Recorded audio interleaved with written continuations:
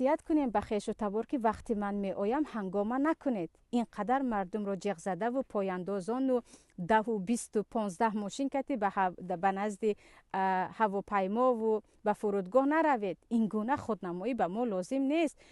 مؤمن را الله در صفت مؤمنان میگوید والذین یؤتون ما آتوا و قلوبهم وجلة انهم الی ربهم راجعون. مؤمن کسی است که خوبی میکند، صدقه میکند، باز در قلبش ترس است که پروردگار از من قبول کرده باشد یا نه، روز قیامت حال من چی میشده باشد. مؤمن آنی نیست که یک عمل رو کرد و از پیش ببینید من حاجی شدم، مرا آمده ندیدی، من دیگر با تو قهری هستم، مرا حاجی نگفت، مرا بالا نشینانید، من حاجی هم همه باید به من سری تعظیم کنند. اینها خودنمایی و ریا هست. از اینها یگان ثواب حج عمره نمیماند عزیزان. یعنی نباید یک عبادتی که خالصا برای الله کردید، این همه سفر طولانی داشتید، پول زیاد صرف کردید، با ریا و خودنمایی همش را حبه